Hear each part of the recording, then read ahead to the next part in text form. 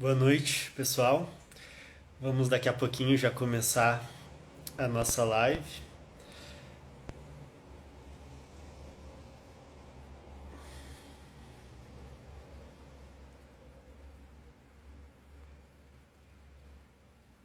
Vou chamar a Larissa aqui para entrar.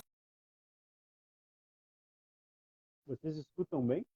O som tá bom?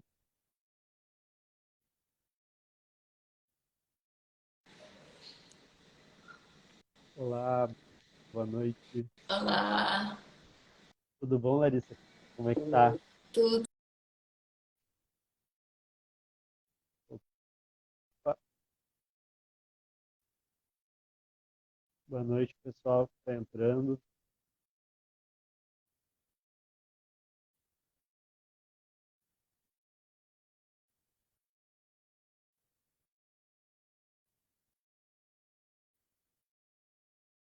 Vamos ver se eu consigo conectar aqui com a Larissa de novo.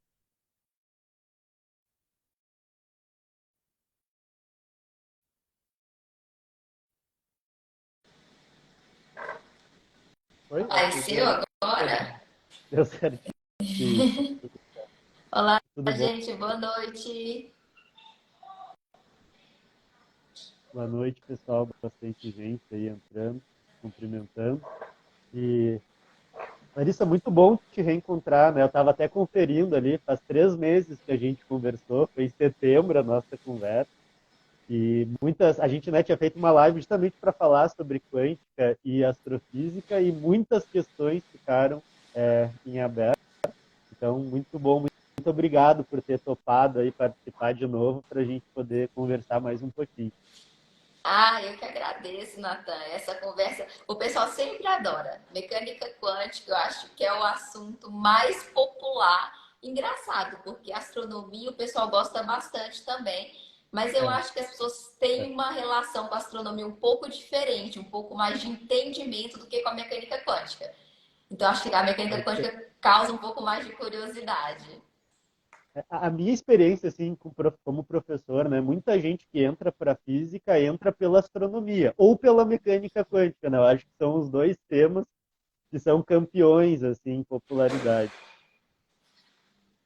Então, tá, vou apresentar, né, para quem está entrando aqui pelo perfil, não conhece, a Larissa Santos, ela é PhD em astrofísica, ela é professora da Universidade de Hangzhou, na China, é autora do livro Universo Escuro de Ptolomeu, a Descoberta das Ondas Gravitacionais, e foi finalista do Prêmio Jabuti. Ela é administradora do perfil Bariogênese aqui no Instagram e tem feito um trabalho super importante, super interessante, justamente falando sobre astrofísica e sobre física em geral, né? Alguns posts acabam extrapolando, assim.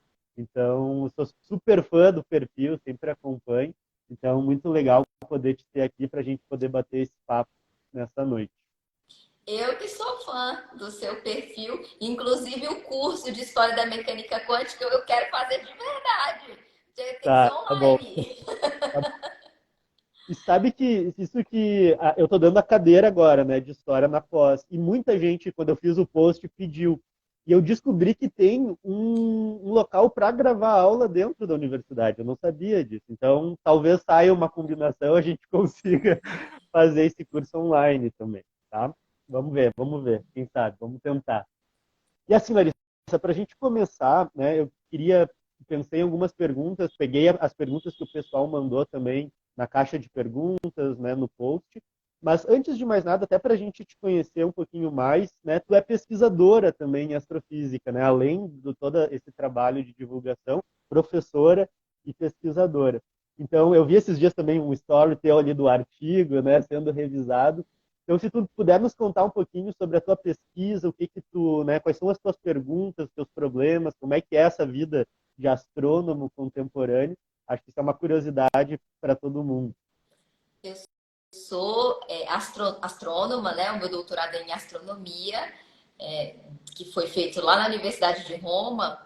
E, na verdade, eu sou cosmóloga. Eu falo que a gente fica bem que no meio do caminho entre a física e a astronomia. Né? Então, tem cosmólogo que tem o PhD em física e tem cosmólogo que tem PhD em astronomia. E aí a gente fica meio que no meio do caminho sem saber se a gente é especialista em física, astronomia ou em nada no fim do dia. Porque você vai em conferência de cosmologia, às vezes, e não entende nada. Por exemplo, se for uma conferência de cosmologia teórica, aquela parte física matemática e tal, você fica boiando. Mas aí você vai numa conferência de astronomia, aí a parte de observação, espectroscopia, você também fica meio que boiando. Então, é um limbo, sabe? Um limbo cosmológico ali que eu vivo. E eu trabalho basicamente com análise de dados em cosmologia, então seria a parte mais de cosmologia observacional. E a minha especialidade é a radiação cósmica de fundo, que para quem não sabe é aquela radiação que vem lá do universo primordial, fótons, né? Partículas de luz que vem lá do universo primordial e a gente consegue obter informações sobre essa época do universo a partir dos dados desses fótons primitivos. Então, basicamente isso. Muito legal. Então, acaba sendo bastante uma física mais experimental, né? Tu trabalha mais com os dados, propriamente, esse tratamento de dados, e tentam interpretar, assim, o que vocês estão observando. E que telescópios vocês usam? Só por curiosidade, assim, como é que é essa aquisição de dados? A gente pode fazer, na radiação cósmica de fundo, por exemplo, telescópios em terra, né? Que tem vários telescópios em terra para medir a radiação cósmica de fundo. Inclusive, a descoberta foi feita com radiotelescópio em solo e os telescópios no espaço, satélites. Então, o último que foi lançado, que a gente trabalhou muitos anos nele, foi o Planck, que é o satélite para medir flutuações de temperatura nessa radiação primordial, para entender um pouco sobre a formação de estruturas do universo e coisas do gênero. E daqui a pouco tempo, eu acho que ainda nessa década, vai ser lançado o satélite Lightbird, que é um satélite japonês, em colaboração também, né, com outras agências espaciais, para medir de novo a radiação cósmica de fundo. Porque, como a gente sabe, né, do espaço, essas medidas costumam ser um pouco mais precisas, a gente consegue medir o céu inteiro, coisa que a gente não consegue fazer do solo. Mas tem também bastante experimento em solo. Inclusive, eu trabalho em um que está sendo construído lá no Himalaia. Na verdade, ele já está quase totalmente construído. É um radiotelescópio em 2 frequências para medir essa radiação cósmica de fundo do solo, uma colaboração chinesa. Muito legal. E aí, o teu trabalho na divulgação começou por meio do teu livro ou tu já fazia antes na internet? Como é que foi esse caminho, assim? O livro, na verdade, eu fiz meu doutorado em Roma, fiz meu pós-doutorado lá. Aí, quando estava terminando esse pós-doutorado, que eu estava indo para a China já para fazer o meu segundo pós-doutorado, eu tive um intervalo de 5 meses entre esses 2 pós-doutorados. Eu estava no Brasil esperando o visto. Então, eu decidi escrever o livro nesse período de ócio criativo para tentar explicar para minha família o que de achos eu fazia da vida. Porque ninguém entende muito bem o que você faz, né? É estudante, está trabalhando, não vai trabalhar nunca. Meu Deus, essa menina só estuda. Então, eu decidi escrever o livro para explicar mais ou menos no que consistia a minha pesquisa. Então, minha divulgação começou aí, mas eu sempre fui uma ávida consumidora de divulgação científica desde a infância. Eu acho que a maioria dos físicos, né, que tem essa paixão desde a infância, vem muito de revistas de divulgação, super interessante, a Galileu, Sim, sim. os livros do Hawking. Para mim, os livros do Hawking eram o auge da O experiência fascínio, astronômica que eu tive na infância. que legal. Então, começou daí. Então, eu E a sempre gente, tive vontade de fazer também divulgação nas redes sociais. sim, Mas a gente sempre fica ocupado com todas as coisas, as questões acadêmicas que ocupam muito a gente, principalmente quando a gente ainda está fazendo pós-doutorado, doutorado, a gente, né, leva os artigos aí nas costas. Então, não sobra muito tempo para fazer outras coisas. Eu sempre quis, mas sempre foi muito difícil. Aí, durante a pandemia, que a gente teve em home office, eu falei, pronto, agora é o momento para começar a divulgar um pouco mais nas redes sociais. E a gente fica um pouco, eu pelo menos tive um pouco de insegurança para começar, porque sempre tem críticas, né, por todos os Sim. lados. Então a gente fica meio naquela bolha acadêmica, se preservando, até pelas posições que a gente vai assumindo dentro da academia, que a gente fica um pouco inseguro em começar a se expor nas redes sociais.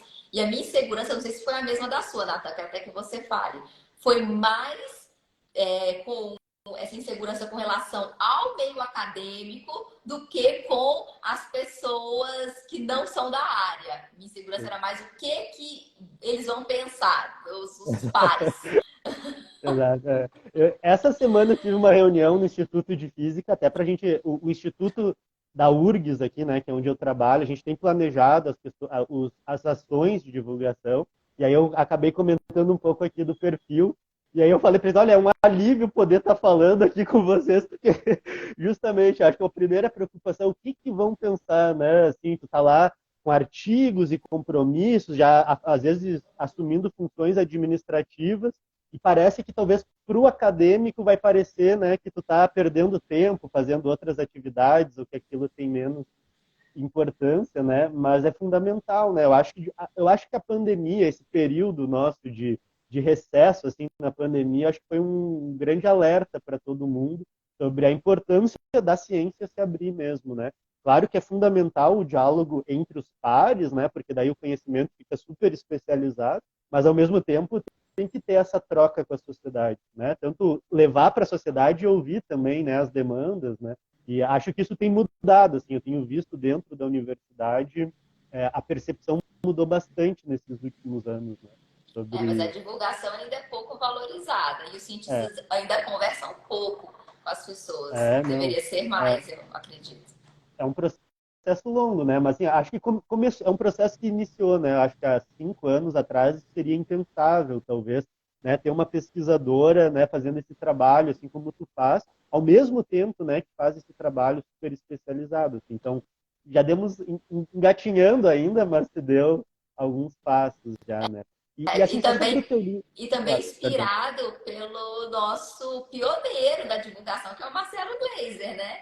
O grande É verdade. pioneiro, lá na década de 90, já estava ele fazendo quadro no Fantástico sobre ciência para o É público. verdade. Então, ele foi um grande pioneiro no Brasil. Muito criticado, né? Aproveitando, né, que tu está trazendo, e muito criticado dentro da academia por isso, né? Então, é complexo, né? Mas é necessário, né? Com certeza. E, Larissa, assim, quem quiser adquirir teu livro, a gente consegue comprar? Ele está à venda? Como é que a gente te encontra nas livrarias? Então, o livro físico esgotou-se, não temos mais. Eu estou pensando em talvez uma segunda edição, mas é muito complicado o mundo editorial para minha cabeça. Então, eu não sei. Ele está disponível na Amazon, o e-book. Esse vocês podem ir lá e adquirir. Mas o livro físico, vamos ver como vai acontecer. Esse ano, quem sabe, 2023. Mas eu aviso. Tá ótimo. Então a gente fica atento às novidades, mas eu vou adquirir já o meu digital por enquanto. Quando tiver, eu gosto de pegar na mão o livro, daí eu vou adquirir o físico também. Então tá. Então assim, essas perguntas iniciais era para gente, para quem não conhecia ainda a Larissa, conhecer um pouquinho. Mas a gente vai entrar, então, o nosso tema de hoje é falar sobre as relações entre mecânica quântica e astrofísica. E acho que quando a gente propõe esse tema, para muitas pessoas cria uma estranheza, porque a astronomia e a astrofísica, no geral, fala de coisas muito grandes, planetas, estrelas, galáxias, o universo. E a quântica é a área da física que, por natureza, fala daquilo que é muito pequeno. Né? A origem da quântica, né, historicamente, é o problema de emissão de radiação. A matéria, a uma certa temperatura, emite um perfil de radiação, com certas características. E como que a gente descreve isso? Então, isso deu todo um caminho, né, de abertura para entender a estrutura da matéria, o que são as partículas elementares, o que é a radiação, como ela é emitida. Isso é um mundo muito pequeno, né? O mundo do átomo e do que está dentro desse átomo. E a pergunta, então, para a Larissa, que eu queria propor para a gente começar é: como que algo que fala do mundo tão pequeno, como a mecânica quântica, se relaciona com a astronomia, que fala aí desse universo tão grande? Hoje na verdade, esse é um dos grandes problemas que nós temos nas nossas teorias físicas, né? Que é essa junção entre mecânica quântica e relatividade geral, que é a teoria da qual nós descrevemos a gravidade. Então, a gente tem essa incompatibilidade desse determinismo da relatividade geral, né, da física clássica, e esse caráter probabilístico da mecânica quântica, da física moderna. Então, nós temos essa incompatibilidade que começou a ser estudada, eu acho, em mais detalhes com o Hawking, né? Ou talvez o antecessor do Hawking, eu não sei, o Nathan pode falar melhor sobre isso, que a gente pega um objeto como um buraco negro, que é um objeto da astrofísica, de estudo da astrofísica, e a partir desse objeto eles, né, tentaram usar a mecânica quântica também para descrever esses objetos. Eu acho que você poderia até dar uma pincelada sobre isso, André, que eu acho que o buraco negro é o que melhor une atualmente o grande e o mundo do muito pequeno. Uhum. Mas assim, podemos falar assim, mas existem também outros pontos da astronomia que aparece a quântica hoje, além de olhar propriamente para o buraco negro, onde essas coisas se encontram, assim, por exemplo, ainda na parte de espectroscopia mesmo que tu falou, a quântica aparece ainda ou ela foi só historicamente essas coisas se encontraram e hoje não dialogam mais? Como é que é isso hoje em dia? Assim? Olha, na minha área eu não tenho muito contato com a mecânica quântica. Uma das áreas da cosmologia teórica que talvez se encontre mais com a mecânica quântica são as teorias inflacionárias, que talvez tenha uma raiz um pouco mais profunda aí nessa parte da quântica teórica, até porque a inflação ela que dá o ponto de partida para a formação das estruturas, né? Ela consegue dar por que as estruturas existem no universo? Por que existe galáxia, existe planetas, enfim, tudo que a gente vê deve ter houve no início do universo algum tipo de flutuação quântica que a inflação possibilitou esse esticamento, né, dessas flutuações quânticas para que, com o passar do tempo, elas se tornassem as estruturas que nós vemos. Então, eu acho que talvez esse universo bem inicial mesmo e essa previsão dessas flutuações quânticas no universo primordial que foram esticadas por esse período de expansão exponencialmente acelerada, ou seja, uma expansão muito rápida, nos permitiram ter o que nós vemos hoje no universo. Essa é a teoria vigente, né? Uma extensão ao modelo cosmológico padrão. Eu acho que talvez essas sejam as conexões mais óbvias que eu vejo entre a cosmologia observacional, talvez, e a mecânica quântica. Não consigo ver, porque hoje a gente não temos essa teoria, né, que quantifica a gravidade. Então, são as áreas que eu consigo ver com mais clareza. Legal. Isso é muito, muito interessante, assim, como tu comenta, né? Essa questão do próprio buraco negro e do encontro da quântica com a relatividade geral já é uma física super recente, né? Isso aí eu imagino que é a segunda metade do século XX, né? Então a gente está falando, assim, já do que tem de mais contemporâneo, né? Na fronteira, assim. E eu não sou um grande estudioso dessa física mais recente, né?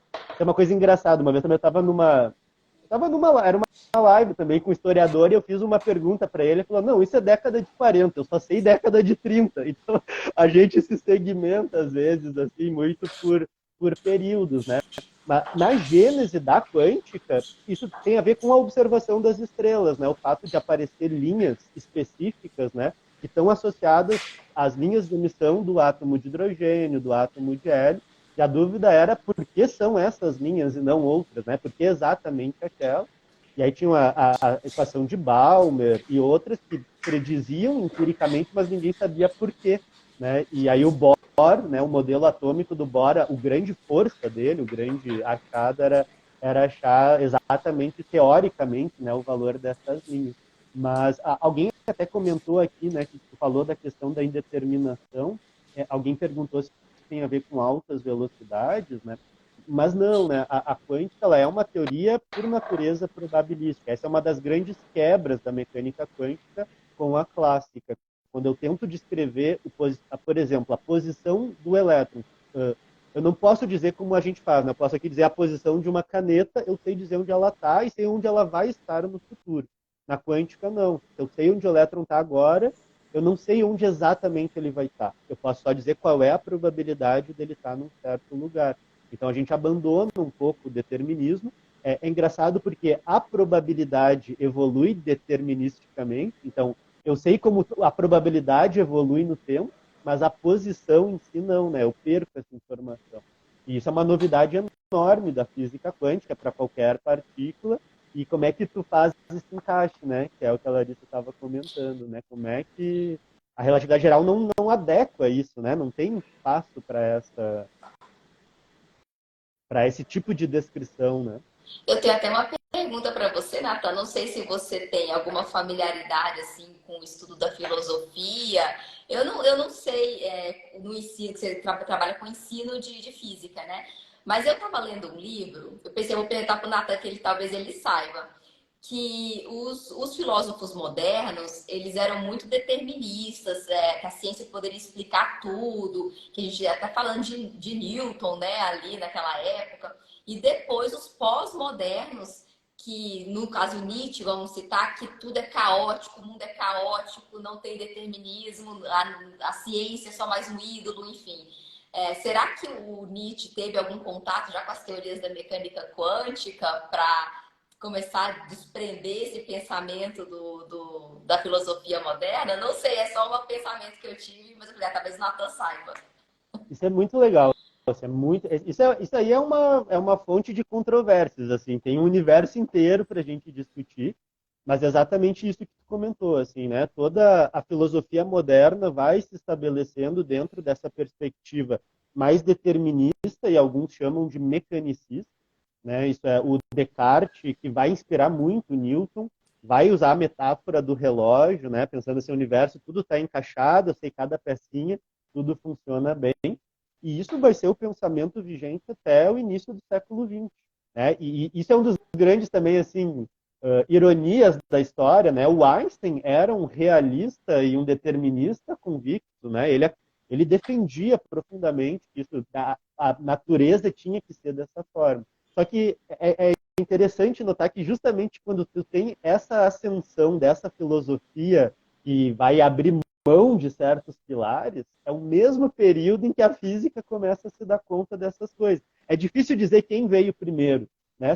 A física inspira um pouco a filosofia, mas também os físicos acabam bebendo da filosofia também. Né? E o Bohr, tanto o Einstein era assim, estudava muito a filosofia, mas o Bohr, que é quem vai assim ser um dos pais do que a gente chama hoje de interpretação de Copenhague, ele teve muita influência de uma filosofia que se opunha a essa visão determinista. E muito da confusão que hoje aparece na mídia, assim, né, tem uma confusão hoje nas redes sociais que é o que a gente chama de misticismo quântico. É essa ideia de falar de mente, né, espírito associado à mecânica quântica. Muito disso é uma má interpretação dos textos históricos mais antigos. Porque o Bohr realmente Bohr, Pauli principalmente, em alguns momentos eles vão, assim, internamente, em cartas, né, ou conferências, botar em questão, assim, será que não existe algo não material? Surge essa dúvida, né? Mas isso não prosperou dentro da comunidade, né? Isso foi abandonado. Mas, de fato, naquele período é um período culturalmente muito efervescente, né? Então, é uma relação dos dois lados, né? A filosofia bebeu um pouquinho da física e vice-versa ali. Mas muita confusão, gerou muita, até hoje, né? Gera confusão em torno disso. Eu queria que você comentasse, Nathan, aproveitando que é um bate-papo, eu pergunto, ele pergunta, não tem... Você souber que não tem muita ordem aqui do entrevistado, o entrevistador se confundem. Eu queria perguntar, que eu acho interessante também, até para o pessoal que está assistindo, que eu acho que esse misticismo quântico também vem muito da ideia equivocada a respeito da interpretação dos muitos mundos da mecânica quântica. Eu acho que talvez isso cause certos equívocos de conceito. Você poderia explicar para a gente o que são esses muitos mundos da minha desordem, Fernando? Completa desordem, assim que a gente gosta. Se não for para passar A vergonha na gente tá. internet, a gente nem tem. Nem começa. A gente nem começa. Isso é um mundo muito bonito da quântica. Assim, o que é para mim, né, apaixonante da quântica? A matemática é redondinha. A gente tem o formalismo e a gente sabe prever os experimentos. E agora alguém pergunta, tá, mas o que isso quer dizer? O que está acontecendo? E aí as pessoas começam a se degladiar sobre a interpretação. A interpretação de Copenhague, que é a do Bohr, Heisenberg e Pauli, Dirac também entra um pouco nesse grupo, é o que a gente chama de ortodoxa, né? E é a mais difundida pelos físicos. Então, quando eu perguntei assim, eu faço a medida, eu não sei onde o elétron está, só sei a probabilidade. Daí a pergunta é, tá, mas e onde o elétron está de fato? Ele está em algum lugar ou não está? A interpretação de Copenhague diz, ele não está em lugar nenhum. Ele só está quando eu meço. Quando eu não meço, eu não vou dizer nada sobre isso. Ele nem está e nem não está. Eu não vou falar, eu vou me recusar a responder essa pergunta. Essa é a interpretação de Copenhague. Muita gente é desconfortável, isso vai contra toda a construção da física dos últimos séculos. Então, principalmente a partir dos anos 50, muitas interpretações começam a surgir tentando, né, ultrapassar a Copenhague, e o conflito está em aberto até hoje. Uma delas é essa, é uma das mais polêmicas, mas acho que na astronomia, né, eu não sei, mas eu já ouvi falar assim, que muita gente da astronomia, em alguns modelos, acaba bebendo um pouco dessa interpretação, né, de muitos mundos do Everett. A resposta dela é a seguinte, né, o que descreve o elétron é uma função de onda. E essa onda tem mais de uma solução. Tem, vamos supor, o elétron pode, sendo bem simplista, né, ele poderia estar aqui ou estar aqui. Enquanto eu não meço, eu tenho as duas coisas ao mesmo tempo. Então, o que a interpretação de Everett diz é que, de fato, essas duas coisas estão existindo. E quando eu meço, eu vejo esse elétron. Mas significa que no outro mundo eu medi o outro elétron. Então, não existe o colapso em uma só solução, que é o que Copenhague propõe. Ele diz, não, todas as soluções continuam existindo. Então, existe a função de onda do universo e tu vai tendo todas as possibilidades acontecendo. E isso leva a paradoxos muito estranhos, assim, né? Tem um aplicativo, não sei se tu já viu, que é Divisor de Mundos, o nome do aplicativo. E ele está ligado num laboratório na Suíça que tu pode fazer uma medida, de fato, de spin, né, de um elétron. Pode dar spin up ou down, só são duas opções. Mas a brincadeira é que tu bota opções. Se der spin up, eu vou na pizzaria. Se der spin down, eu vou na churrascaria. E aí tu mede e deu spin up, daí tu vai para a pizzaria. Isso significa que no outro universo a Larissa foi na churrascaria. Então agora tu dividiu o universo macroscopicamente. Mas a confusão mística, por exemplo, né, teve aquele documentário Quem Somos Nós, né? Eles dão a entender que tu poderia pular de um mundo para o outro, né? Como se a mente controlasse para onde tu quer ir. E isso não acontece, né? Mesmo que essa fosse a interpretação correta, o ponto da quântica isso é totalmente aleatório. A gente não tem controle algum. Não adianta eu desejar, torcer, né? É aleatória. E a probabilidade é dada por uma equação, tá fixa lá. Não tem o que fazer, vai ser aquela probabilidade, né? Então, ainda que existam vários mundos nesse sentido, a gente não acessa ele, né? Não tem interferência direta entre eles, e não tem como controlar, não posso escolher em que mundo eu quero estar, né? Mas o pessoal da ficção científica usa muito também essa interpretação para os filmes malucos aí que a gente tem no mercado, inclusive a série Dark, que ficou muito famosa, bombou na Netflix, usa de certa forma esse conceito de muitos É verdade. mundos, enfim, então é sempre muito utilizado. É verdade. Isso, de alguma maneira, entra em paradoxos, pegando o Dark, né? Entra em paradoxos da relatividade também, né? Essa questão da causalidade, de tu poder fazer algo que cria uma causa no passado, né? E vocês chegam a lidar hoje com esses tipos de questões relativísticas, assim? A relatividade está muito presente na astrofísica e na cosmologia também? Tá, mas assim, a gente usa, a gente deriva das equações de Einstein, né, usando algumas premissas, as nossas equações do modelo cosmológico padrão, e a gente parte daí. Então a gente não tem, a gente não faz muita, acaba não, claro, né, tem teorias alternativas de gravitação, que aí as pessoas são É, teóricas e acabam estudando a fundo isso. Na cosmologia observacional, a gente parte já dos modelos, né, da previsão dos modelos teóricos e a gente compara com os dados observacionais. Então, o que eu faço é basicamente isso. Eu pego os modelos que estão ali, pego as previsões desse modelo, ou a partir da teoria eu consigo fazer... Eu trabalho muito com programação de computador, tá, gente? Então, a gente tem aquela ideia do astrofísico, enfim, o meu é na frente do computador programando mesmo.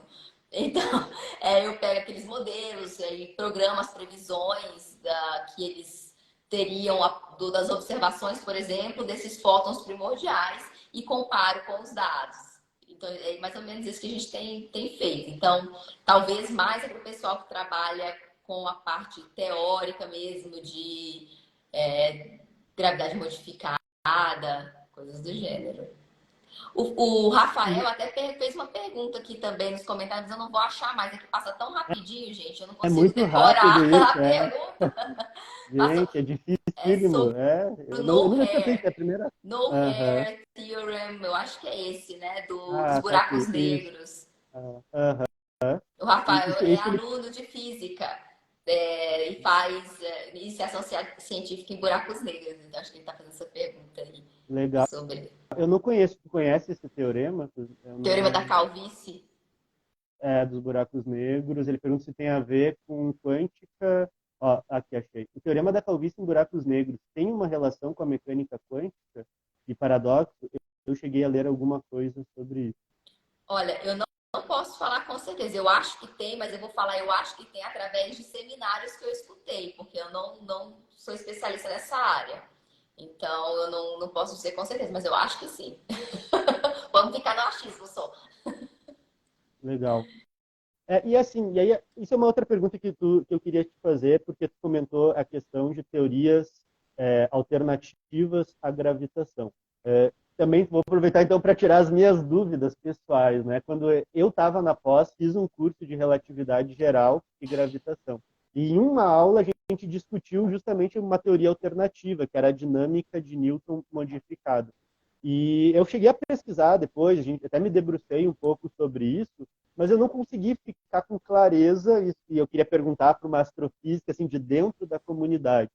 A matéria escura é consenso hoje? A gente pode dizer assim, os físicos já bateram o martelo, existe matéria escura, não tem nenhuma chance de ser mesmo uma outra teoria gravitacional, né, alguma outra equação modificada que gere esse efeito, né, nas curvas de rotação e como que está esse conflito hoje assim, na comunidade? Para quem não sabe, tá perdidão, matéria escura, então é uma matéria invisível. É uma matéria transparente que a gente sabe que está no universo devido a algumas medidas, mas a gente não vê. E a gente não vê essa matéria em nenhuma faixa do espectro eletromagnético. A gente não vê no óptico, a gente não vê em rádio, a gente não vê no infravermelho, enfim, a gente não consegue ver essa matéria, a gente só consegue inferir através da gravidade que ela está lá, que ela só interage gravitacionalmente. A gente não sabe o que é essa matéria escura, não existe consenso na comunidade científica. Eu acho, não sei se é a maioria, mas grande parte da comunidade científica acredita que a matéria escura seja uma partícula, né? Uma partícula como, não exatamente como as partículas que a gente conhece, claro, porque ela não interage com a radiação eletromagnética, mas acredita-se que ela é uma partícula e que a gente vai conseguir eventualmente medir essa partícula em algum acelerador de partículas por aí ou algum experimento de matéria escura.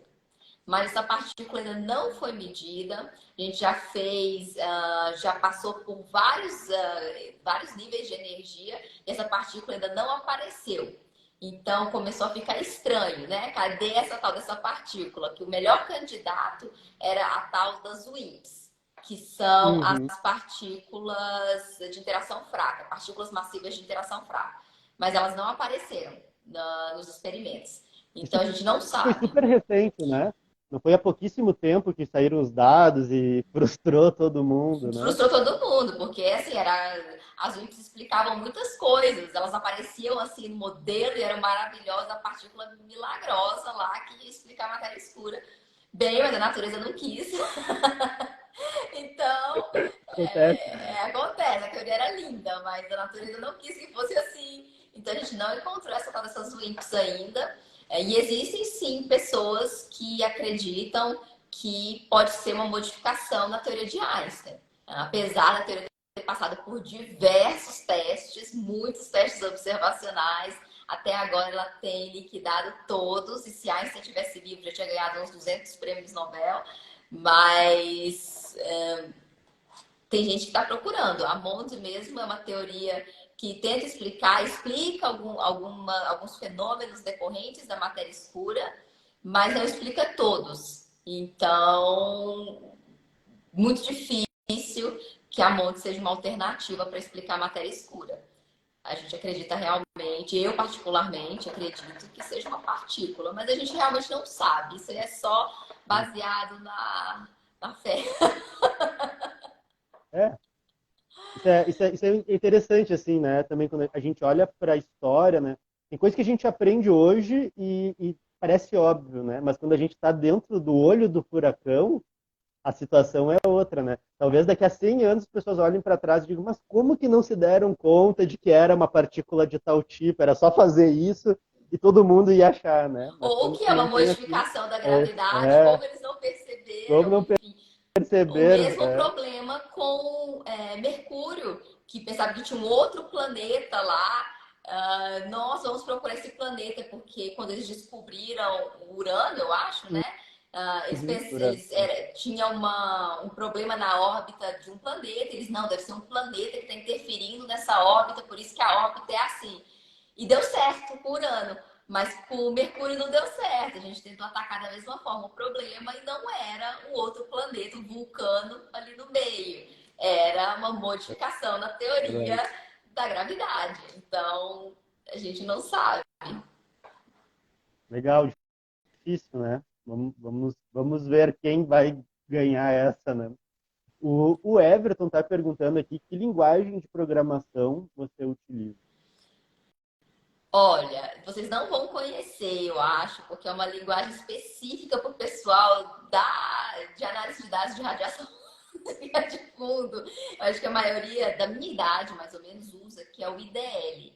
Então, eu acho que a maioria não conhece. Ele é muito similar, ele é uma interface entre Fortran e o Python. A maioria hoje, se você for ver o pessoal da cosmologia observacional, o pessoal que tem mais ou menos a minha idade usa IDL. Já o pessoal mais novo que está chegando aí não usa mais, já estão usando o Python, porque o Python é free access, né? É gratuito. E o IDL não, tem bem carinho aí a licença para o IDL, então as pessoas estão preferindo o Python, é mais versátil. E também já usei muito Fortran. Fortran aí, os mais das antigas que conhecem o Fortran. O Fortran ainda, os dinossauros usavam o Fortran. Sim. Mas É, eu é, acho que é meio que a mãe dessas linguagens, né? Porque é eu acho que o assim, Python pega o Fortran, faz uma roupagem bonitinha ali e friendly, né? Para os usuários, mas acaba é sendo a base em Fortran. verdade. O Marcos pergunta aqui, teoria alternativa para explicar a diferença na constante cosmológica. Não tem uma teoria que explica ainda, né? A constante cosmológica. Isso aí é uma coisa interessante também. A constante cosmológica também é uma intersecção entre a cosmologia e a mecânica quântica, né? Seria uma intersecção porque a gente fala, uma das interpretações para a constante cosmológica é que seja a energia do espaço vazio que faz com que o universo esteja em expansão. mas as medidas da constante cosmológicas e as previsões do valor da constante cosmológica pelos cálculos da mecânica quântica são muito diferentes, né? Ordens de grandeza diferentes. Então, esse é um problema também da cosmologia moderna e da mecânica quântica, né? Que a gente não sabe por que as nossas medidas da constante cosmológica são tão baixas, com a interpretação que a gente tem da constante cosmológica de que seja, de certa forma, relacionada à energia do vácuo. Não sei se o Nathan tem algum adendo. Não, isso até é interessante, assim, esse desenvolvimento na cosmologia eu nunca acompanhei, né? Mas a questão do estado de vácuo, né, era como tu comentou, é uma das conexões com a mecânica quântica. Na verdade, isso está associado ao problema original da quântica, né? Os modelos clássicos de radiação divergiam, né? Se eu vejo assim, um corpo está quente, ele vai emitir radiação. Isso diverge, dá energia infinita, então deve dar errado. A grande sacada do Planck foi quantizar a energia. Dizer, não posso ter qualquer valor de energia, são certos pacotes. E aí aparece a distribuição de corpo negro. Mas, quando a gente tem a equação de Schrödinger propriamente, eu resolvo ela para o oscilador da matéria, aparece um estado fundamental, que é o estado zero, que tem energia. Isso não deveria ter, mas tem. E ele também teria um estado que também vai divergir, só que ele não depende da temperatura. É como se tivesse um estado de vácuo permeando tudo, e o que a gente vê de radiação térmica é esse adicional. Mas existe esse estado zero aí que ninguém esperava, né? E aí vai estar justamente associado. Como é que tu lida com isso? O que ele faz? O que ele causa no universo, né? Daí tem essas propostas, né? Como tu comenta, de talvez atrelar isso à energia escura, né? A energia escura, para quem não sabe, a gente descobriu recentemente, em 1998, diferente do que a gente esperava, que o universo está se expandindo e está se expandindo cada vez mais rápido. A gente esperava que, devido à gravidade, à matéria, o universo talvez voltasse a colapsar. Mas não, ele está se expandindo cada vez mais rápido. E a gente não sabe exatamente o que está causando essa expansão. E por a gente não saber o que a gente chama de energia escura, da mesma forma que a matéria escura é um tipo de matéria que a gente também não sabe o que é. Então a gente chama de energia escura. E no modelo cosmológico padrão, essa energia escura, o candidato a essa energia escura é a constante cosmológica, que alguém até escreveu aí nos comentários que Einstein falou que seria o maior erro da vida dele. Sim, Einstein introduziu essa constante cosmológica nas equações da relatividade geral para manter o universo estático, porque na época a gente achava que o universo era estático, os cientistas achavam que o universo era estático, incluindo Einstein, apesar das suas ideias disruptivas, ele também era fruto do seu tempo, né? Ele acreditava que o universo era estático. E ele incluiu a constante cosmológica nas equações para manter o universo estático. Então, quando o Hubble viu que o universo de fato estava em expansão, o Einstein descartou a constante cosmológica e disse que foi o maior erro da vida dele.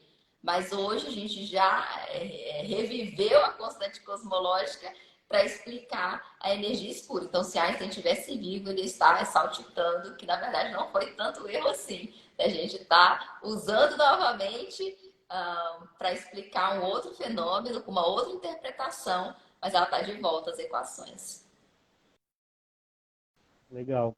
Isso é interessante, né? Quando a física ela parece toda certinha, né? Mas quando a gente começa a ir a fundo nas coisas, a gente vê que tem muita incerteza ainda em tudo que a gente conhece, né? A gente está engatinhando no escuro, assim, né? A gente avançou muito no conhecimento da humanidade, mas a gente não sabe quase nada ainda, né? É uma coisa muito, muito mais complexa, né? Do que a gente consegue conceber, né? Eu acho legal porque a gente está numa época que a gente sabe que a gente não sabe muita coisa.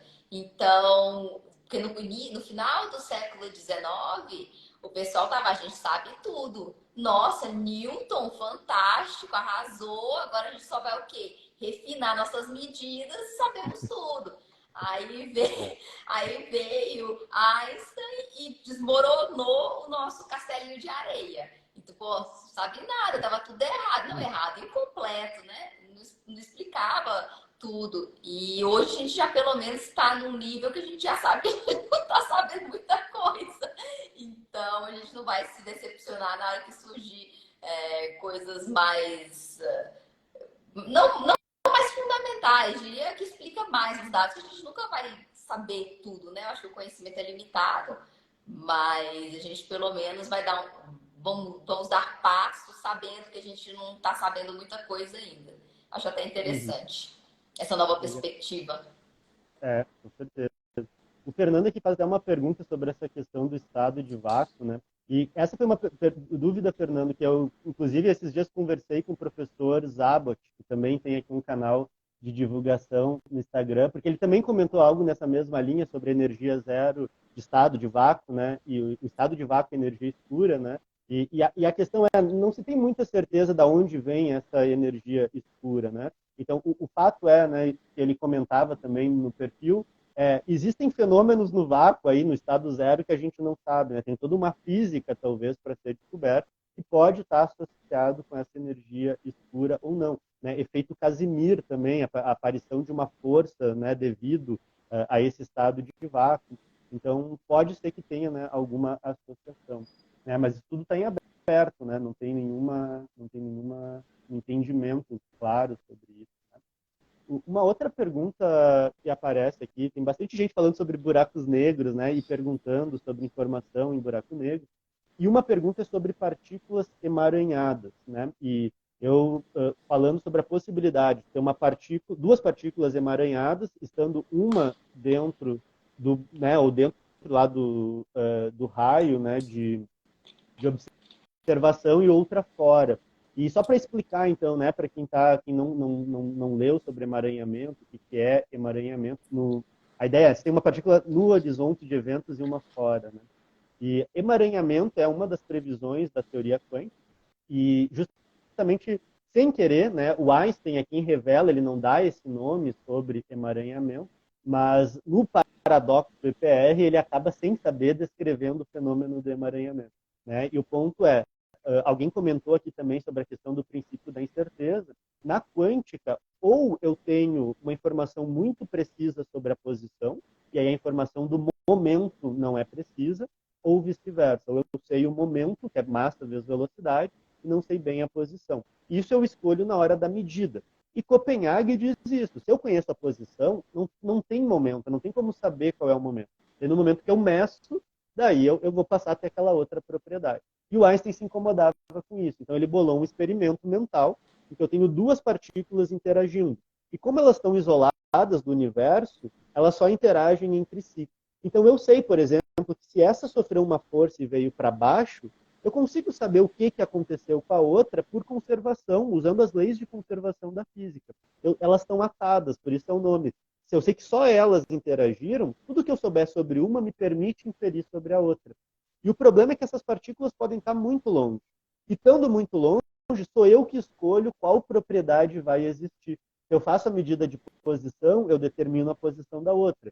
Se eu determino o momentum da primeira, eu determino a da segunda. Mas essas propriedades não deveriam existir fora da medida, pela interpretação de Copenhague. E aí o Einstein mostra, tá, mas se elas estão muito longe e eu consigo afetar a outra instantaneamente, a propriedade já deveria existir antes. Eu não posso mandar esse sinal com velocidade infinita. Esse é o paradoxo do EPR. Né? Isso é o fenômeno do emaranhamento. E, de novo, a ironia da história é que, de fato, Einstein estava errado. Ele acertou errando de novo. Né? Ele tem a genialidade de ter percebido esse problema na quântica. Mas o fato é que, ao fazer a medida, instantaneamente a propriedade da outra partícula fica definida. Não importa quão longe ela esteja. O entendimento hoje é que isso não viola a teoria da relatividade.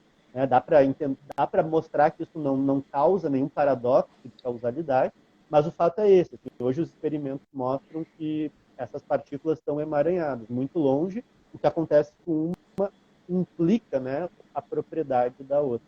E aí a pergunta do pessoal é... Pode falar, Né, claro. que eu queria falar que também aproveitar que esse fenômeno foi também que levou ao Prêmio Nobel desse ano em física. Então, aproveitar o Natan também e explicar o que foi esse prêmio e a importância para os estudos da mecânica quântica. É fantástico. Assim, esse é um dos prêmios. Eu fiquei muito feliz quando saiu o prêmio. Assim, eu fiquei quase emocionado pelo prêmio, porque quando eu estava, né, no doutorado, a minha tese foi sobre a história do fóton. E o Alan Aspect é um grande personagem na história do fóton, porque o Einstein propõe o conceito, ele chama de quantum, em 1905, e a comunidade toda na época foi contra. E não existia experimento de detecção de fótons. E a mesma coisa, o problema do emaranhamento. O emaranhamento é bem uma questão filosófica que tu estava falando antes, né? É o embate entre o Einstein realista, dizendo, não, todas as propriedades têm que existir, e o Bohr dizendo, não, é só na hora da medida. E aí o Einstein bola um experimento mental que pelos historiadores, na época, causa, assim, né, um frisson em todo mundo. Em 28 tem a conferência de Solvay. O Bohr ganha o debate, arrasa com Einstein. Então, narram assim, né? Copenhague estava tranquila, nós salvamos a nossa interpretação. Passa 7 anos e esse artigo cai como uma bomba atômica em Copenhague, né? Assim, um paradoxo super difícil. E esse fenômeno do emaranhamento só vai ser empiricamente testado na década de 80. E a mesma coisa o fóton. Detectar só um fóton, né, que é o experimento monofotônico, e mais, mostrar que um fóton interfere com ele mesmo, o que é super estranho, né? Ou seja, se eu boto 2 caminhos para o fóton, primeiro, né, eu sempre detecto o fóton em um só lugar, ele é único, ele é indivisível. Mas se eu boto 2 caminhos, é como se ele andasse pelos 2 caminhos ao mesmo tempo. Então é algo que é indivisível, mas que pode passar por 2 caminhos. E quem faz isso, né, tanto o emaranhamento quanto esses testes com fóton, é o Alan Aspect, né, que ganha o prêmio Nobel nesse ano. Assim. Então é mais do que merecido. Assim. Ele encerra aí 80 anos, quase 100 anos de controvérsia sobre o fóton, e tem gente que narra isso como a segunda revolução da mecânica quântica. Vai dar toda uma abertura para uma nova, né, teoria, não uma nova teoria, né, mas um novo campo de estudos com experimentos de baixíssima intensidade e informação quântica, né, os problemas do emaranhamento. Então, é realmente uma revolução contemporânea acontecendo. Assim. E o Nobel, justamente, é forma justa, né, dado para esse pessoal. Eu queria aproveitar e mandar um beijo pro Jefferson, que está aqui na live do Universo Genial. Beijo! Obrigada pela Um abraço. presença. E, Natan, eu queria aproveitar, porque teve alguém que falou aqui em cima, que eu não lembro mais, já passou, que falou, ai, ninguém gosta de física. Então, vamos explicar, aproveitar, quais são as aplicações práticas da mecânica quântica. Porque a pessoa fala assim, ah, eu não gosto de física, então às vezes não entende quantas milhões de aplicações práticas que todos esses estudos estão presentes no nosso dia a dia. Você tem como dar algum exemplo assim da mecânica quântica no nosso dia a dia? Que todo esse estudo, todos esses prêmios, toda essa filosofia, esses problemas existenciais, como eles se unem com o nosso dia a dia? Sim. É muito legal, né? Tudo que a gente tem de tecnologia que a gente mais usa, né? Celular, computador, para tudo isso funcionar, a gente precisa do que a gente chama de semicondutores. E toda a física de semicondutores, ou que a gente na física chama de física de estado sólido, é para alguns mecânica quântica aplicada, né? Então é realmente estudar a estrutura da matéria para permitir todos esses circuitos que a gente precisa nessa live está acontecendo, porque a gente sabe de mecânica quântica, né? É o mais corriqueiro, assim. Mas eu sou, na verdade, né, minha formação inicial é física médica, é física com especialização em física médica. E é impressionante, assim, às vezes eu fico pensando quem teve essa ideia pela primeira vez, ressonância magnética nuclear. Esses dias eu machuquei o ombro na academia, tive que fazer a ressonância.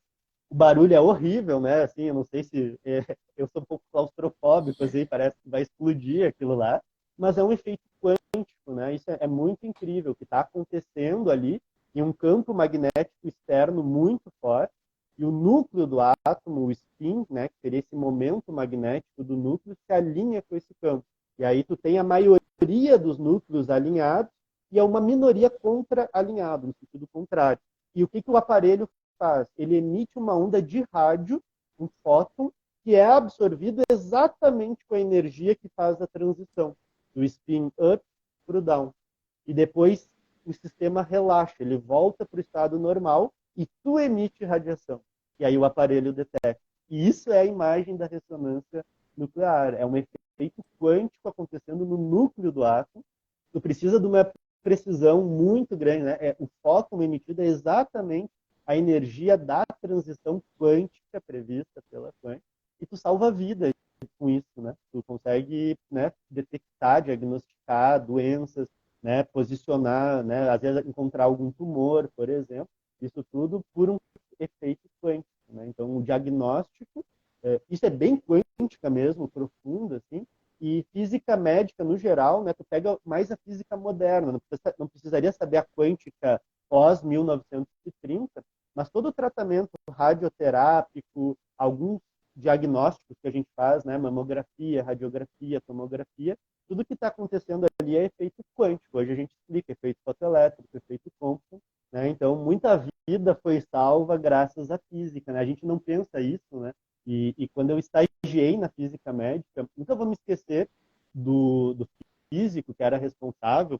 Dentro da física médica, às vezes as pessoas criam uma cultura assim, que o mais importante é a radioterapia, assim, é o maior status é trabalhar na física da radioterapia. E aí ele sempre dizia, né, mas o físico do radiodiagnóstico talvez seja o físico que mais salva a vida. Porque uma mamografia bem feita, com os parâmetros bem adequados, permite um diagnóstico precoce. E isso é a maior causa de salvar a vida de uma pessoa.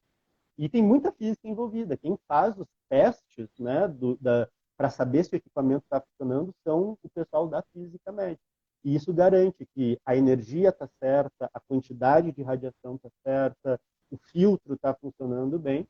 E isso pode ser a diferença para salvar a vida de uma pessoa, né? Então, a física é super importante, assim, é bem legal ver, né, a implicação disso, né?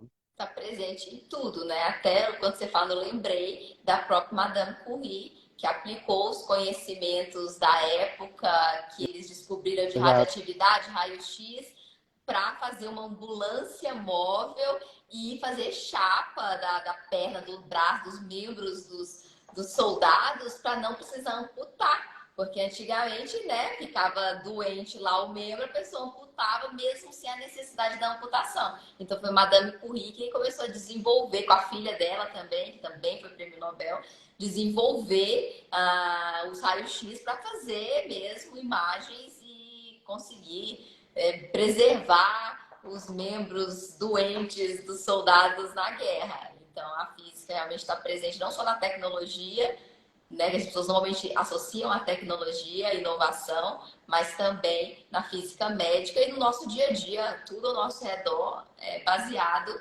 na física. Sem os estudos, né, dos acadêmicos em física, a gente não teria praticamente nada que a gente tem hoje. E um outro comentário aqui foi a respeito do GPS também, né, que é Verdade. baseado na teoria da relatividade geral, que sem as correções que nós temos com relação ao GPS, não seria totalmente impreciso, né, para se deslocar usando o GPS. Então, tem várias aplicações E de todos isso, os, né, Larissa, os... assim, eu acho que é super importante essa pergunta que tu levantou, porque às vezes a gente fica com essa sensação, até como aluno mesmo, né, aquela velha pergunta, mas para que serve isso? Para que eu vou usar isso? E às vezes as pessoas também podem ficar, né, mas para que a gente vai investir dinheiro da sociedade para estudar a estrela, né? Mas isso abre um campo de conhecimento que a gente não consegue nem prever onde pode ser aplicado, né? Então, a quântica surge de estudos sobre o espectro das estrelas, mas daqui a pouco você está salvando vidas com essa teoria, né? Então, a importância da física básica é uma aposta no sentido de conhecer melhor a natureza e saber que isso vai nos dar ferramentas que podem ser úteis, né? Então, às vezes a gente não vê a utilidade agora, mas o conhecimento é super importante, né? É importante a gente investir na produção desse conhecimento, né? Sim, para desenvolver, por exemplo, esses experimentos extremamente precisos para medir, por exemplo, ondas gravitacionais. O trabalho de engenharia para desenvolver esse tipo de experimento, que a gente quer o quê? Medir deslocamentos no espaço da ordem do núcleo do átomo. Então, assim, menor do que. Então, são ordens de grandeza muito pequenas se a gente quer ver esse deslocamento quando a onda gravitacional passa pelo equipamento. Então, imagine o trabalho de engenharia para conseguir medir esse deslocamento e ver que esse deslocamento realmente aconteceu por uma passagem de onda gravitacional. Porque o equipamento dessa sensibilidade passou um caminhão na pista ao lado e ele mediu, né? Então, a gente precisa ter avanços tecnológicos muito grandes que depois acabam sendo reutilizados no nosso dia a dia. Muito legal, né? Impressionante isso, né? Muito show. E aí eu vou pegar uma pergunta aqui do Giliar, mas eu vou mudar ela um pouco, ampliar ela um pouco. Ele pergunta se a física do ensino médio é muito diferente da quântica. Mas eu queria perguntar para ti no âmbito mais geral. Quão diferente é a física do ensino médio dessa física da pesquisa e da graduação, da pós-graduação? Quão próximo, quão distante? O que as pessoas precisam saber caso queiram seguir essa carreira científica? Olha, eu vou falar assim, do meu ponto de vista. Talvez o pessoal não goste da minha resposta, mas eu acho que a física do ensino médio não é nem física. Quando a gente sai da física do ensino médio e vai para a graduação, é um choque de realidades. Eu sofri esse choque de realidade, porque no ensino médio, assim, eu sempre gostei de física, de matemática, então eu ia bem, né, nessas matérias no colégio. E quando eu cheguei na faculdade, cálculo 1 foi o primeiro grande baque da minha existência, sabe? Completamente diferente com a matemática e a física que a gente está habituado no ensino médio. Então, eu acho que é bastante diferente. E eu não sei também como que isso está relacionado com a forma de ensino, que pelo menos quando eu fiz o ensino médio era focado basicamente em passar no vestibular. Então, a gente não tem muito essa ideia dos conceitos por trás das fórmulas, história da ciência, filosofia da ciência. A gente não tem nenhum background, né? Nenhuma contextualização das coisas que estão sendo ensinadas para a gente. Então, nesse sentido, eu acho que é bastante diferente. Até mesmo a física newtoniana, porque a gente aprende mais física newtoniana, né, na parte de mecânica na escola. A gente chega na graduação, já é completamente diferente, porque, na verdade, Newton desenvolveu o primeiro cálculo, né? Então, todo o aparato matemático utilizado para estudar mecânica newtoniana, a gente não tem no ensino médio. Eu acho que é bem diferente. Eu acho que, claro, a gente tem que estudar a física, não tem outro jeito, né? A gente estuda a física do ensino médio. Quando eu estudei nos Estados Unidos, eu fiz o meu último ano do ensino médio nos Estados Unidos. No Brasil não tem essa opção, mas lá, por exemplo, já tem a opção dos alunos mais avançados de pegar cálculo no último ano do ensino médio. Então, você já chega na universidade, quem quer seguir essa área, com uma ideia um pouco mais realista do que você vai encontrar na graduação. No Brasil não tem essa opção. Eu acho que ninguém ensina nem derivada, básico de derivada no ensino médio. Não tenho certeza. Eu acho que não. Na minha época não tinha. Então, eu acho que a gente chega meio perdidão na graduação. Mas, assim, para quem gosta da matemática, da física, claro, né? Vai seguir esse rumo na vida aí, mas não se iluda, tá louca? Não se iluda, porque não é a mesma coisa do ensino médio. É pior. Se a taxa no ruim no ensino médio, vai piorar. Isso eu acho que a primeira barreira é isso da matemática, né? É uma matemática bem diferente. E é um pouco isso que você comenta, né? Infelizmente, na verdade, na maioria dos casos, a física da educação básica ela é uma física de fórmulas, assim, né? O pessoal decora fórmulas para resolver questões, né, que vão passar no vestibular, né? E realmente entender o fenômeno, né, as descrições, isso, infelizmente, a nossa educação não privilegia esse tipo, né, de descrição. Mas às vezes nem na graduação, né, Larissa? Às vezes, assim, mesmo na graduação, acaba sendo esse enfoque só de resolução de problemas, né? Tu recebe aquela lista de problemas, 40 exercícios, sai resolvendo, nem entende direito o que tu está fazendo. Né? Eu Mas senti muita falta na graduação também de um pouco de história da ciência, um pouco, porque a gente gosta de ciência a princípio, pelo menos comigo, foi todas essas indagações, esses conceitos que durante a graduação acabam se perdendo um pouco e a gente tem que voltar e resgatar essa paixão pela ciência ao longo da caminhada, porque ela acaba ficando para trás em detrimento à resolução de problemas, prova, enfim, a gente acaba esquecendo um pouco por que a gente está ali. Então tem que ficar sempre lembrando, tentando resgatar. Isso também, a divulgação científica ajuda até alunos de graduação a resgatar esse sentimento que levou ele a fazer física em primeiro lugar. Porque ele acaba É sendo verdade. perdido devido a como é que fala? Tecnicidade? Essa palavra existe? Tecnicista. É, isso aí. Uhum. Então, Exatamente. acaba É. se perdendo um pouco. Natan, eu queria, antes de a gente continuar, o Pedro é seguidor fiel aqui há muito tempo, e ele está perguntando se alguém vai responder a pergunta dele, que ele deixou nos comentários lá do post. Eu É, não lembro a pergunta do Pedro. Você tem ela aí? eu não sei se eu não sei se a dele não é sobre a questão das partículas emaranhadas dentro e fora do essa, Pedro, Pedro não aparece Adonis. Eu pergunta, acho que é Pedro Adonis o nome dele. ela tá como pergunta dos stories aqui, não diz o nome da quem é. Não, Se o Pedro puder colocar o aqui, dele foi no comentário do post. vamos achar. Espera aí, eu tenho aqui. Se o Pedro quiser colocar aqui também, mas estou Pedro, procurando aqui. se você quiser colocar aí nos comentários, a gente lê também, mas era sobre a singularidade, ele falou. Hum. Se um buraco negro, o colapso para a singularidade ocorre em tempo infinito e a evaporação via radiação Rock em tempo finito, então podemos concluir que já existe um mecanismo natural que previne a existência de uma singularidade. Não sei responder. A pergunta é para mim ou para o Natan?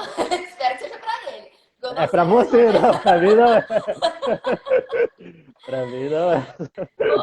Ô, Pedro, eu vou ficar devendo essa resposta. Vou perguntar para os meus amigos universitários lá da faculdade se alguém sabe e eu coloco a resposta para você nos comentários. Eu não sou especialista em radiação Hawking, realmente não sei.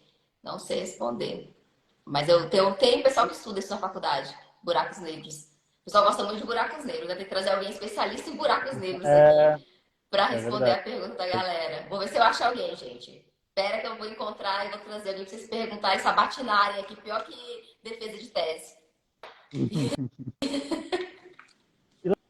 Larissa, tu tem em mente que alguém está perguntando, tu saberia dizer assim, quanto de massa está faltando numa galáxia, nessa questão da matéria escura, assim, tem de cabeça esse valor? Eu acredito que uns 85% da galáxia é matéria escura. Eu acredito. Tá. Mais ou menos isso. A maioria é gás, né? Não é galáxia. A gente pensa que a maioria do aglomerado, falando do aglomerado, a maioria do aglomerado de galáxias é formado por galáxias, mas é formado por gás, né? E a maioria por gás, galáxia é o último, e a maioria por matéria escura. Eu acho que então de 85% matéria escura. É bastante, muito, né? Que loucura.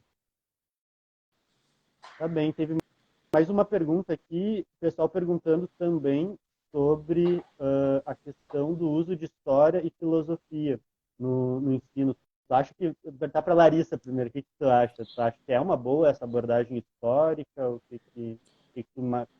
Eu acredito percebe que sim, assim? tem que ter, porque é isso que motiva, né? Motiva e também a gente consegue até enxergar que não são, a gente pensa, não são gênios. Nossa, Newton, Einstein, sei lá, só bota, nossa, gênios, tiveram um momento de eureka e a partir daí descobriu essas coisas incríveis. Não é para mim, isso não é para mim. E na verdade, a ciência é uma construção, a física é uma construção que leva milênios. Né? Então, todo mundo vai lá, coloca sua contribuição, sua sementinha e é passo a passo. Claro que de vez em quando vem uma ou outra ideia disruptiva, mas, em geral, a ciência não é construída assim. Talvez a ideia que a gente tenha no ensino médio é que ela é construída assim, né? De casos isolados de gênios que surgiram e deram grandes ideias. Então, eu acho que estudar um pouco a história da ciência, além de desconstruir essa ideia que a gente tem, ela também motiva. Por quê? Quais são as perguntas? O que a gente quer responder? Por que as pessoas se interessam por isso? Acho que falta muito pouco se perguntar mais, se questionar mais a respeito do mundo natural. E as pessoas fazem muito pouco. Isso parece que já está de mão beijada pra gente. E as pessoas têm pouca curiosidade. Talvez estudar um pouco de história da ciência, filosofia. Filosofia muito nos ensina a questionar também. Acho que é muito importante que tivesse essa matéria no ensino básico, ensino fundamental. Eu não tive, não sei você, Nata, mas eu nunca estudei filosofia no ensino básico, nem médio. Não sabia nem o que é. Eu cheguei a ter, quando eu fiz, tinha filosofia, mas era também dentro daquela coisa, assim, quase de decorar, né? Tal filósofo falou tal coisa. Não era dentro de uma proposta de refletir mesmo sobre os problemas, né? Então também não adianta também, né, a gente botar outra coisa para o pessoal ficar memorizando também, não realmente, né, questionando, né? Eu sou suspeito, quem perguntou foi o Helder, né? Eu sou suspeito para falar, né, Helder, porque é exatamente a pesquisa que eu faço é sobre história e filosofia no ensino, né? E essa tem sido a minha bandeira, assim, porque na verdade um pouco disso que a Larissa comentou foi a minha frustração como físico, assim, quando eu cheguei em quântica, eu sempre tive a curiosidade, né? Eu entrei na física por conta da astronomia e da quântica. E aí quando cheguei na cadeira de quântica e queria saber, a gente estudou só pelo livro e eu resolvi ler os originais. Resolvi, vou olhar o que o Einstein falava lá no artigo de 1905. E não tinha nada a ver com o livro. Nada, eu não conseguia nem entender o que o Einstein falava, porque ele é um artigo, na verdade, de mecânica estatística. É todo um trabalho estatístico para chegar no fósforo. E normalmente a gente vê física moderna antes de mecânica estatística.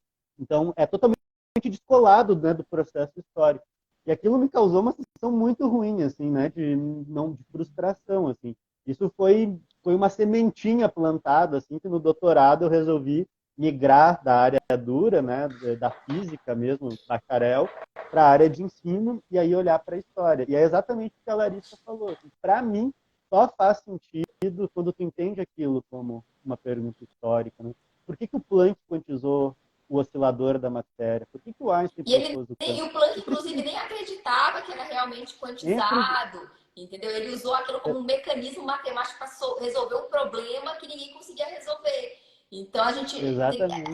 é muito mais interessante se a gente começa a ver que os cientistas não são perfeitos e sabiam também de Exato. tudo. É teste, né? Erro, acerto.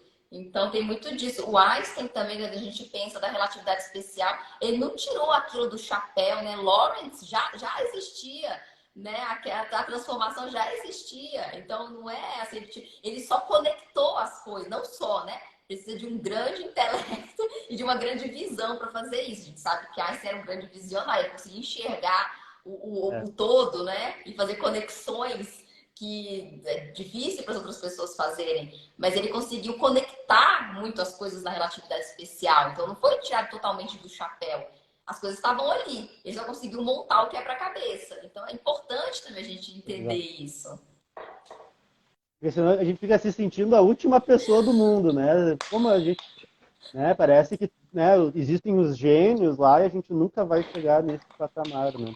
Mas no fundo, quando a gente vai para a história, a gente vê que não é bem assim que a coisa acontece, né? Isso é muito legal, Eu falo muito muito para os meus importante isso. colegas né, da academia, meus pares. Eu falo para eles, gente, vocês querem ganhar o prêmio Nobel? Tá fácil, tá tudo ali, tá tudo no Archive. Archive é o repositório de artigos, né, gente? Então tá tudo aqui, agora montem o quebra-cabeça. Já tá tudo ali, tenho certeza que as ideias já estão por aí. Falta alguém pegar, porque é uma montoeira que ninguém dá conta de ler aquele tanto de artigo em tempo hábil, é impossível, são muitos artigos produzidos por dia, então ninguém consegue manter aquela frequência de ler e entender tantas especialidades da física e tantas coisas, mas assim, eu acho que muitas das ideias disruptivas, digamos assim, já estão ali. Agora a gente unir e fazer sentido disso tudo, que foi o que os grandes gênios faziam, né? Einstein, Newton, eles tiveram essa visão mais ampla do todo. E é bem isso, assim, né? Porque agora a gente olha para trás e diz, o efeito fotoelétrico foi muito importante. Mas quando tu tá lá no meio, como é que tu sabe qual experimento é mais importante? É exatamente o que tu tá narrando, né? Tem um monte de dados. Talvez daqui a 100 anos alguém vai dizer, não, mas aquele experimento já tinha sido feito. Como que ninguém viu? Mas no meio aqui tu não tem como saber o que é importante e o que não é, né? É só depois que a gente acaba olhando para trás e aí vendo, não, aquilo ali foi fundamental, aquele dado daquele acelerador, aquilo mudou tudo, né? Mas na É, hora e gente não, que não tem como tem saber. pessoas que têm essa visão mais ampla. Tem um colaborador É, meu, um sim. colaborador francês, que também trabalha em radiação cósmica de fundo, e foi líder do Planck. E ele, engraçado, ele tem uma super visão ampla, a gente vai discutir assuntos, artigos e tal.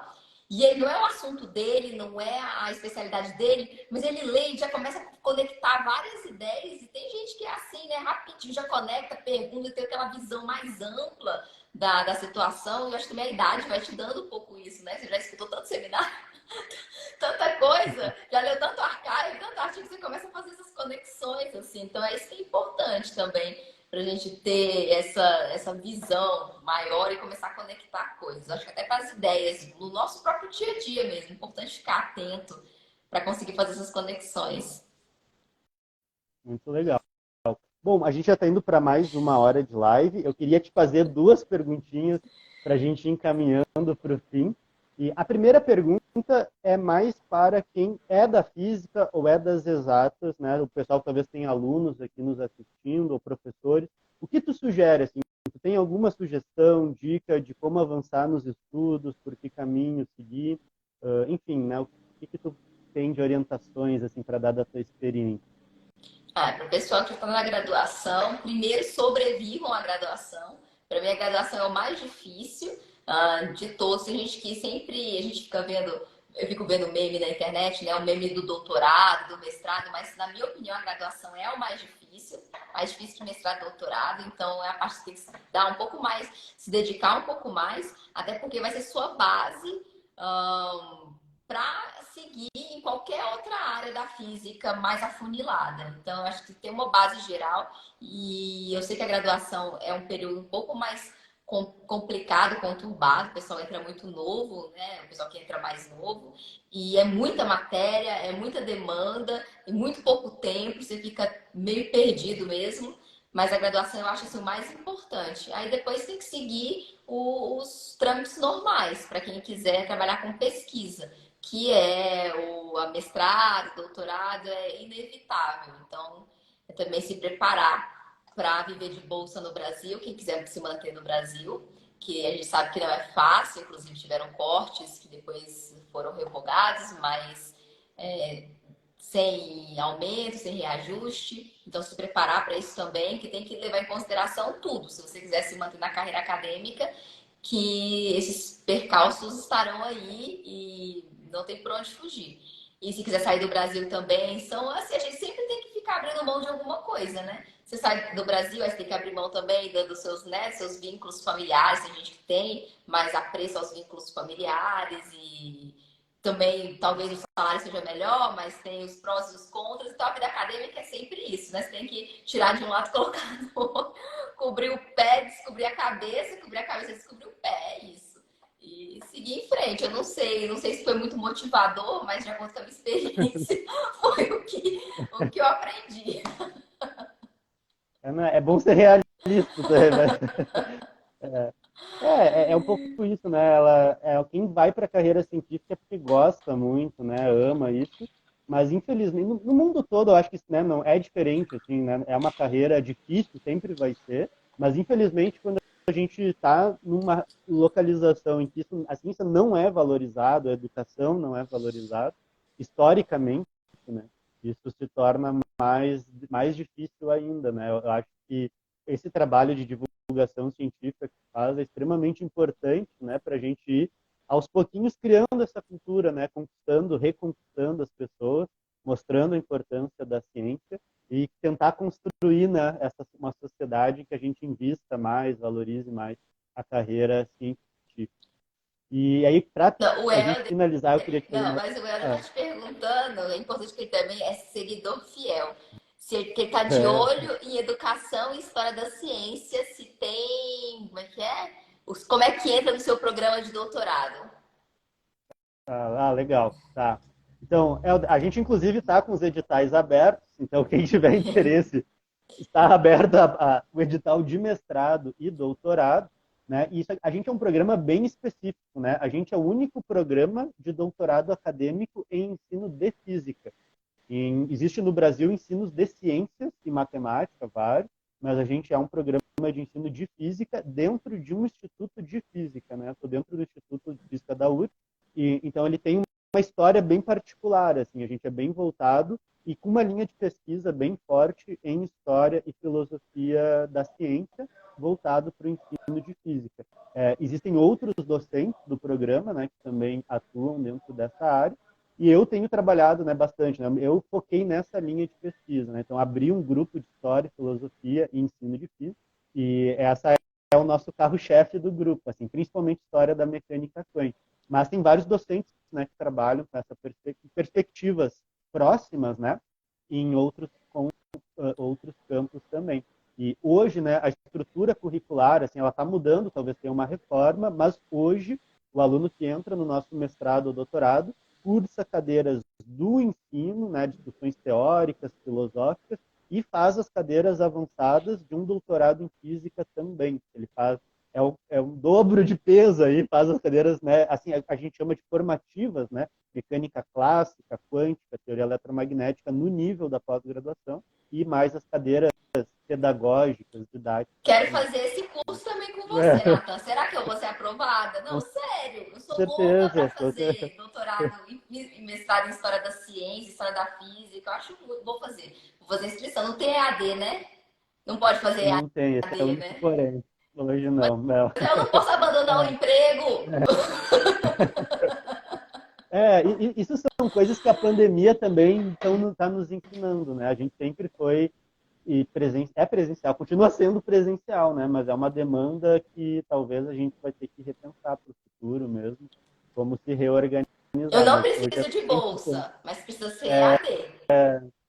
É, tu vê, as disciplinas são todas presenciais, não tem como, não posso fugir. Eu tô na coordenação do programa, eu não posso ir contra as regras do programa. Senão vou receber um puxão de orelha dos meus colegas. Aqui, né? Mas quem sabe um dia, né? Acho que é uma coisa para a gente pensar. Mas, por exemplo, né, talvez a gente está pensando, bolando talvez cursos de extensão nessa parte de história da quântica, eventualmente, né? O legal do nosso programa, assim, né, puxando a brasa para o nosso lado, é que nós do programa da pós, somos todos, a maioria, doutores na área de física ou educação, né, ensino de física, e a gente atua na licenciatura em física.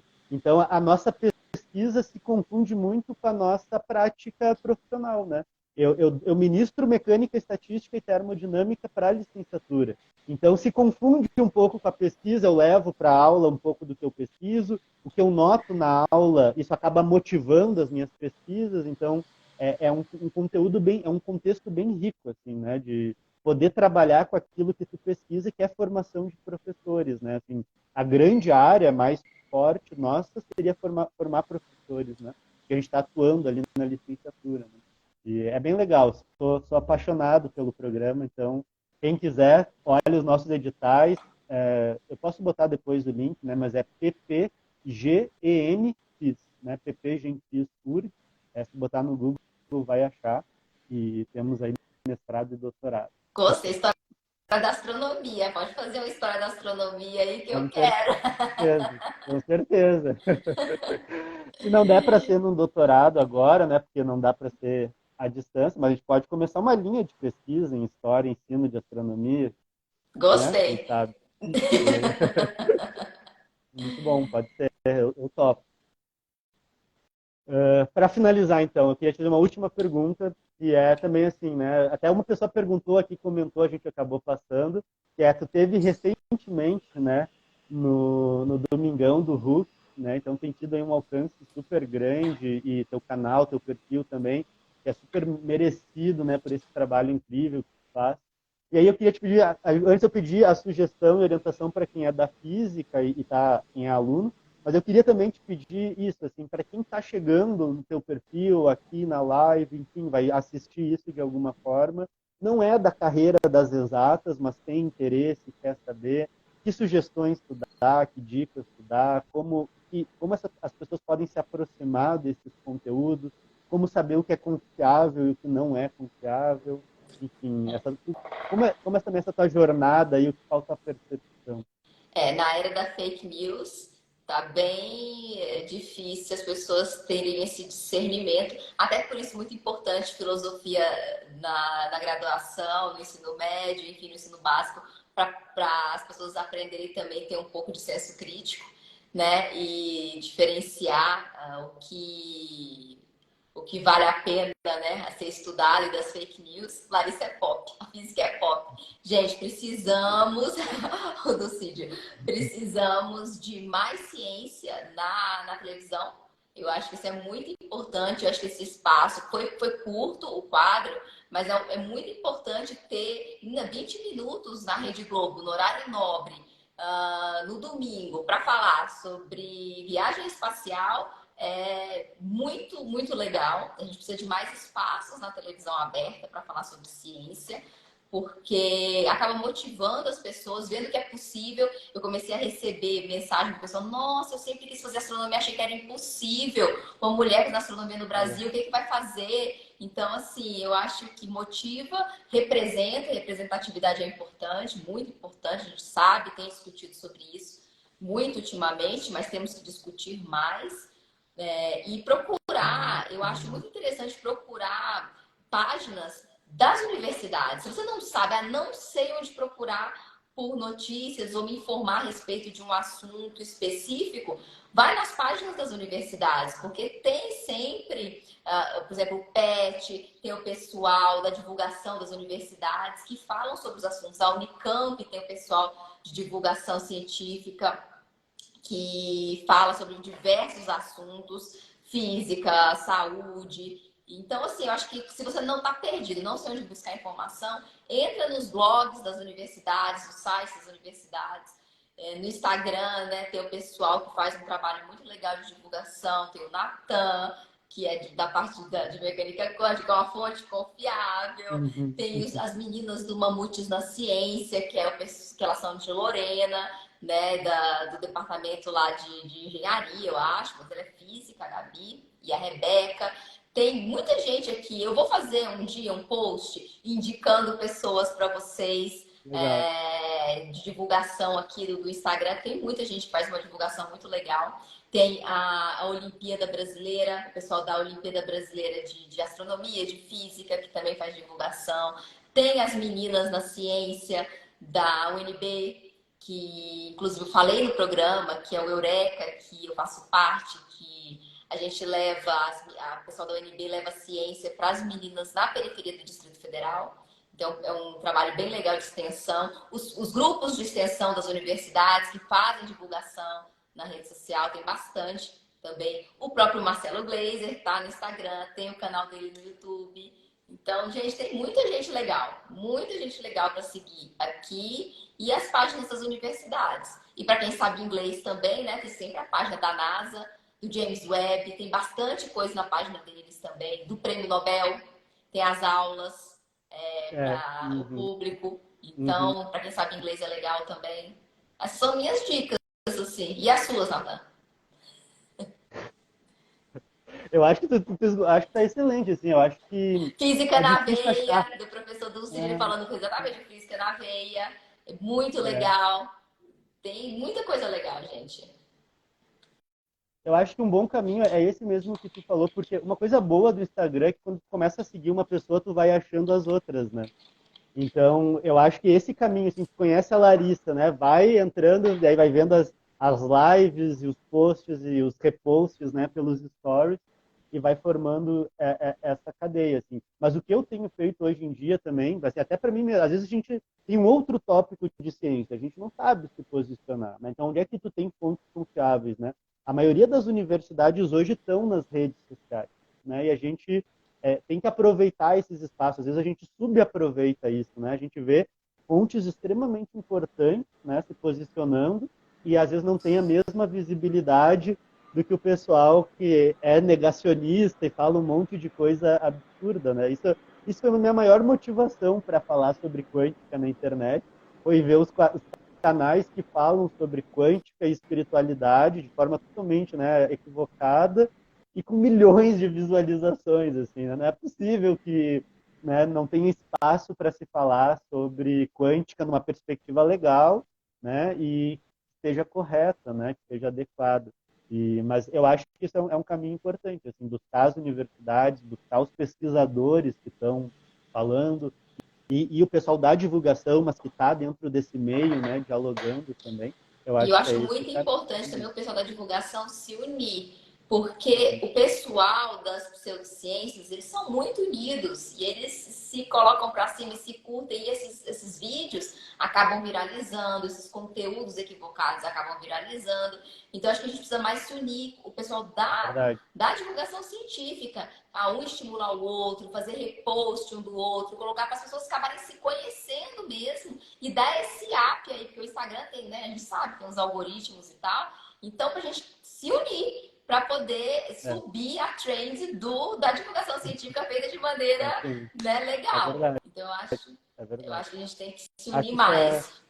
é verdade, acho que tem toda a razão, assim, acho que isso é uma coisa que a gente tem que pensar, a gente está aprendendo isso, né? Eu fico às vezes pensando assim, a gente tem que, mas a gente está engatinhando nisso, né? E eu acho que tem toda a razão, assim, eu acho que a gente tem que se fortalecer, isso é uma coisa super importante, né? A gente tem que começar a se enxergar e a criar essa comunidade sólida, né? De pessoas que a gente sabe que são confiáveis e que estão produzindo conhecimento e fazer isso acontecer. Eu Eu já acho que esse falei, é um eu já falei em movimento. uma live antes que a gente tem que fazer, não sei se você, é que assim, pop, cultura pop, né, Adão?